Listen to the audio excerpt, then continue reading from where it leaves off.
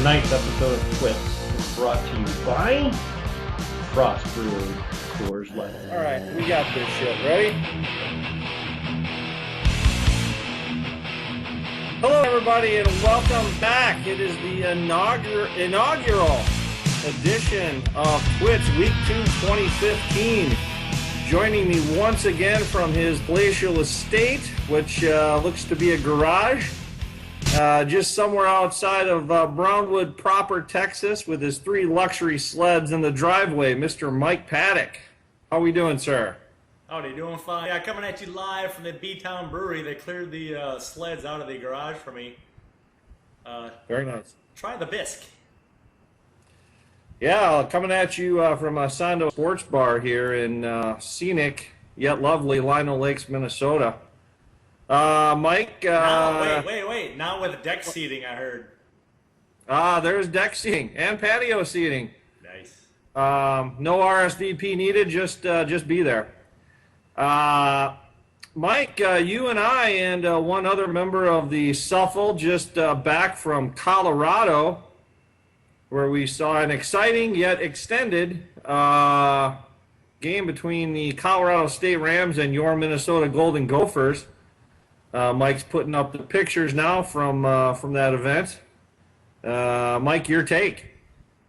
Yeah, it was a heck of a weekend, a great game. It was actually a little bit hot for me, even though I live in Texas. You know, I don't expect to go to Colorado and it'd be about 100 degrees. Yep. And then, I think it came out to be about the longest game in college football history without the overtime, going 4 hours. Yep. And then lots overtime of worked out well. Yeah, overtime, penalties, injuries, they had it all.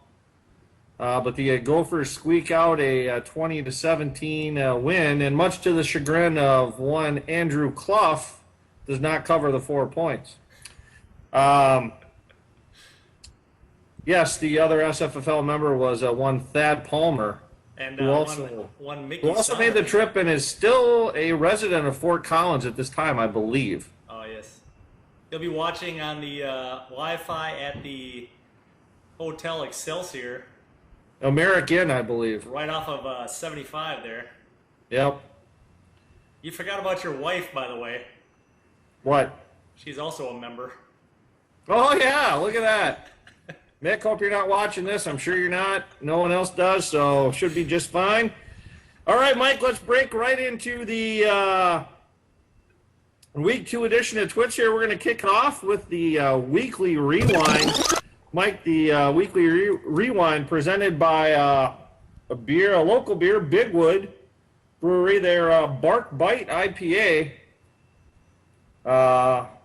I wasn't a huge fan of Bigwood Brewery, to be honest with you, but I do like this IPA quite a bit.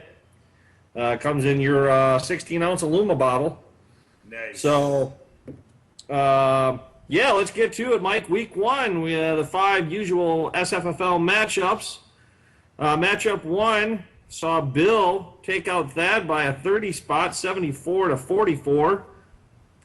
Julio Jones pacing the way for Bill. The commish took out Evan 70-34, paced by DeAndre Hopkins 18. Tim 67, Greg 41. Mr. Tom Brady, the not suspended Tom Brady, pacing the way with 17. Mickey 65, Mr. Paddock 53. One of the fairly close matchups we had week 1. Seattle defense getting 13 to lead the way for Mickey. And then the week of the tight end, Rob Gronkowski, 22 points, but it's not enough in a 72-60 defeat win over Tom in the final matchup of week 1. Week 1 also, Mike, saw some record setters. And 3 of them to be exact, Mike. It was definitely the weekend of the tight end in the NFL and the SFFL. 100 points, triple digits from tight ends. That means all the tight ends across the board average a touchdown and somewhere between 80 and 100 yards. So not bad. That's good for number 1 all time. Tom took third place with the aforementioned 22 points from Rob Gronkowski, so that's third most from a single tight end in a week. And then defense deciding to rear its ugly head here. 66 points across the board in the shuffle. That's good for sixth place all time. So I didn't know much with that one. Yeah, there are your record setters. Mike, what's coming up on tap in week 2? Sondo on tap, brought to you by Schufferhofer grapefruit flavored Weizen. It's a lovely little beer out of Germany. It's probably the best grapefruit I've had. It's kind of like a shandy, but it's a heck of a lot better because it's a hefty Weizen base. So try it if you find it. Can you spell that? Yeah, it's spelled Schofferhofer. Oh, nice. The big tolly, too. Oh, yeah. And in your spotlight matchup this week, the aforementioned crew that just went to Fort Collins, Colorado, the Commish, at 1-0 and 70 points versus Thad and his Brick Walls at 0-1 and 44 points. Thad leads that all-time points, 1403 to 1383, and the series as well, 20 to 18. You got some catching up to do. That's right. He won 2 of the last 3 actually to get there, so he was behind you at one point. In the not too distant future, not too distant past. That's right. The fewest points scored in that series by an owner was 10 by Thad, and a 10-25 loss in week 9 of 97. Doesn't happen too often with this new scoring system. Yeah. Next on the board, we have Evan and the Minnesota Vikings at 0-1 with 34 points against Tim Cranky Pants, 1-0 at 67 points. Tim does lead at all-time points, 14-22 to 12-57, and the series 22 to 12. He's won the last 5 matchups in the series, so Evan, you got to get those Vikings off the bench and get them rolling. The longest winning streak in the series is 5, going back to week 9 of 2012. So Tim can either extend that streak or Evan can break it right here. And then Wayne Bago at 1-0 at 72 points against Greg. Ain't nobody got no time for that at 0-1 with 41 points. But Greg does lead the all-time points, 1501 to Wayne's 1391, and the series 21-18, pretty close in that one. He won. Yep. Wayne won 2 of the last 3 matchups just to get to that point, so we'll see if he can stay on that roll. The most points scored in this series by an owner was 103 by Wayne in week 13 of 2011. Believe that 103 good for second place all time in the shuffle behind one Tim Boncher's 114. Nice. And then Crazy Mom Mickey at 1-0 with 65 points, taking on Tom's Brixton Sky 0-1 and 60 points, pretty evenly matched. All-time points do go to Mickey at 1581 to Tom's 1492, and she leads that series 25 to 17. She's won 3 matchups. Won the last 3 matchups in this series, so it hasn't been close for a little while there. And the longest consecutive streak is also, no wait, it is on the line. It's 3 games by Mickey. So this is the second time she's won that. That's correct. So she can break or set herself a new consecutive win streak against Tom. That's right. Oh, and then rounding out the day, we have Mike the Paints at 0-1, 53 points against Brooklyn Bill and Dorothy Mantooth at 1-0 and 74 points. All-time points go to Bill in this series, 280 to 251, and the series 3-2, and he won 2 of the last 3 to get to that. The longest consecutive streak is only 1 game, so it looks like I got a chance this week. And that's what's on tap. Yeah, Dorothy Mantooth is a saint, Mike. Don't forget that. Mike, one interesting thing to note here, all the Week 2 matchups are 1-0 teams against 0-1 teams. Just like you drew it up. Yeah, just like I drew it up. That's the parity the commission is searching for. All right, Mike, quickly we'll break into the 3-pack of facts here. Normally this is NFL-based, but that...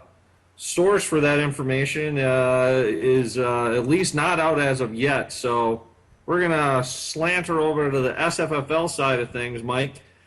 A couple interesting things I saw pouring through the record book. The all-time record for 30 consecutive 30-plus points scoring in the SFFL is 77. set by me from week 13 of '09 to week 14, or excuse me, week 4 of 2014. Tim Boncher, 72 is his current. That's 72 he has, so he's 5 behind me, and his streak is current, dating from 2010 to 2015. So by week 7, we could have a new record holder in that category. Nice. And then also most consecutive weeks, 60-plus points. Tom has that record at 6, back from 2010, 2011. He's at 5 right now, and that streak is active. So one more 60-plus, and he'll tie his own record, and 2 to usurp that mark. I'm glad I'm not playing in this week. That's right. And then, Mike, I took a look at the opening day records, which you can throw up on the screen here. So this is current. Andy leads the way at 9-2-1. So I don't think it's going to be tough for anyone to catch him. Although Bill at 3-1 is the closest. Pretty significant drop after that.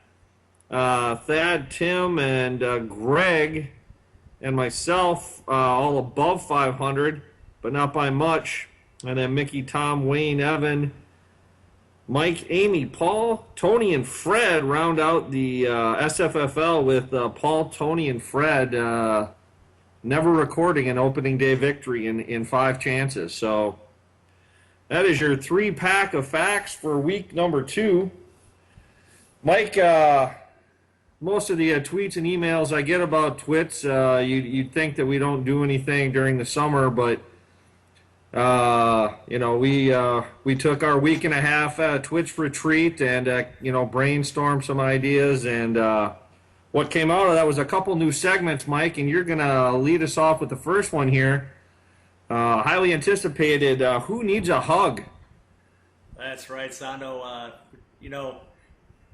lot of pressure on you when the fantasy football season starts. Multiple leagues sometime. You got the draft. You've got work. You've got school, you got whatever, kids. You gotta chase Greg down and see if you can get his league payment. Yep, you gotta get league payments, you gotta catch people while they're working.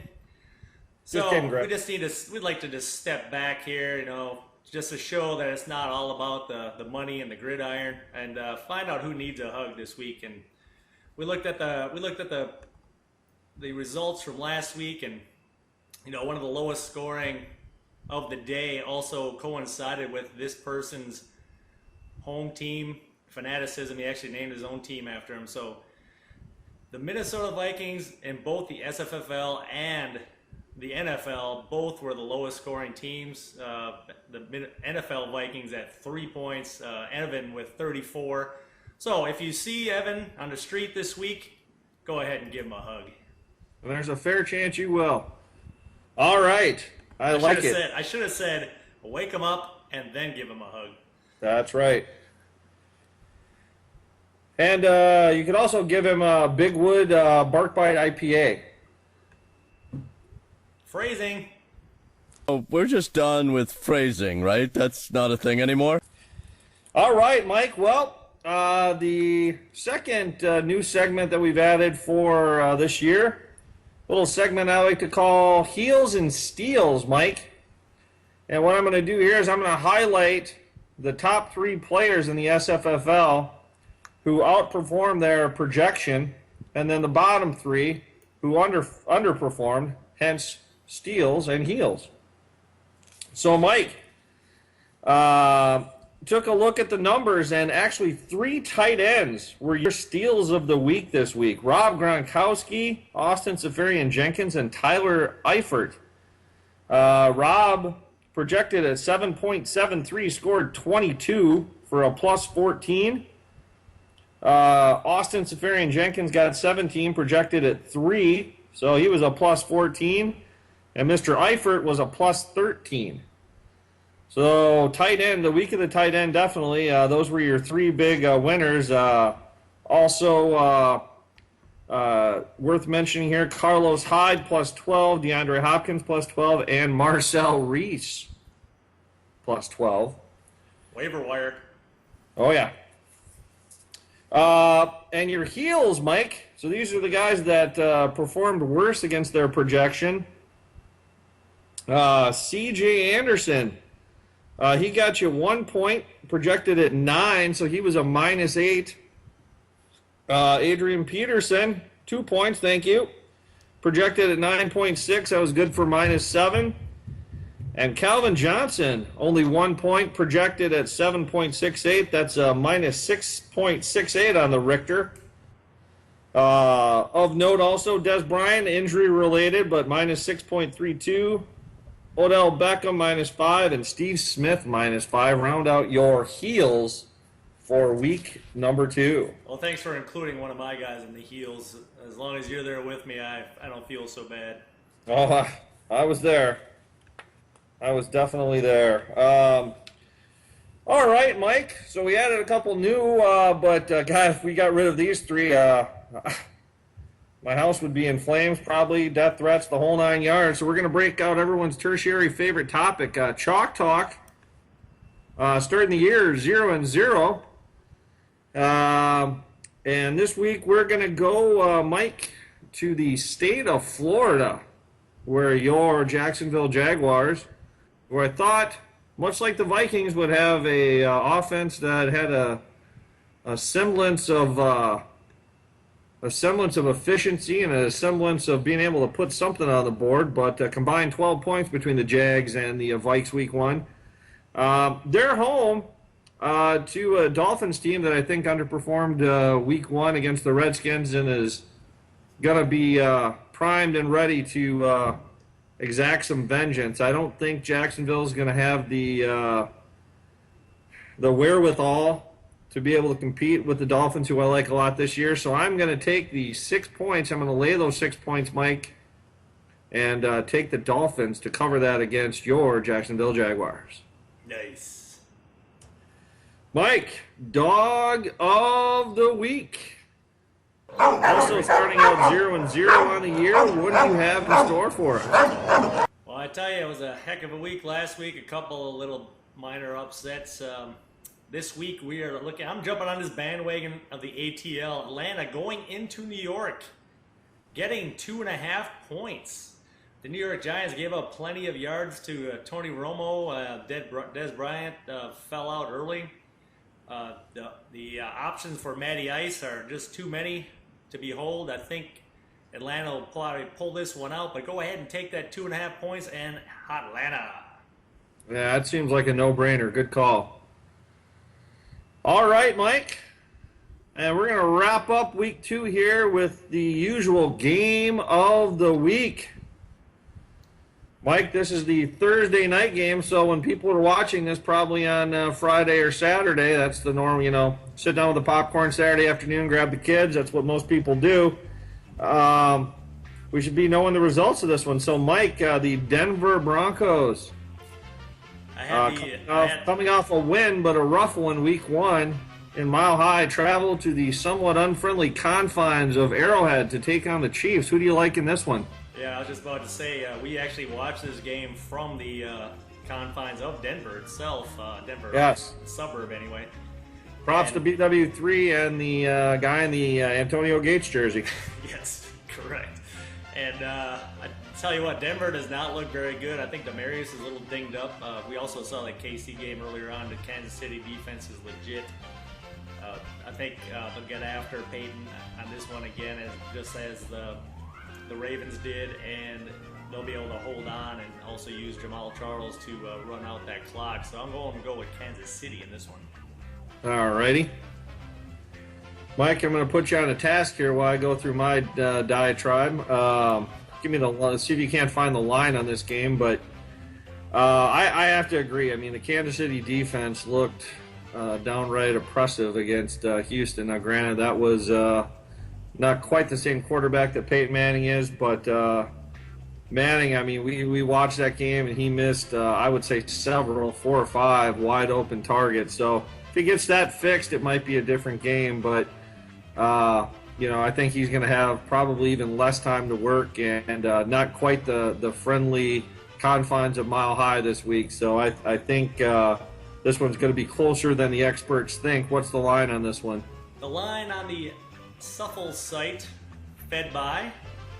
Vegas Insider. Vegas Insider is +3. The Broncos getting 3. Basically, that's just a home advantage for KC.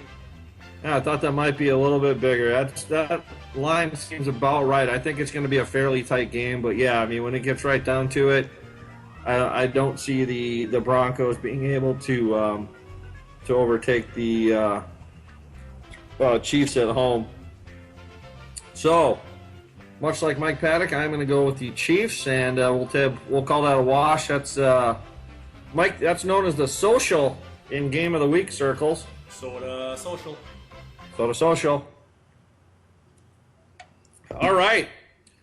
Well, that wraps up week 2, Mike. If you'd like to see this episode of TWITS or any of the past episodes, head over to vh1classic.com or log on to YouTube. So, Mike, until next week, week 3, we'll say adios and have a great night. Adios. Adios.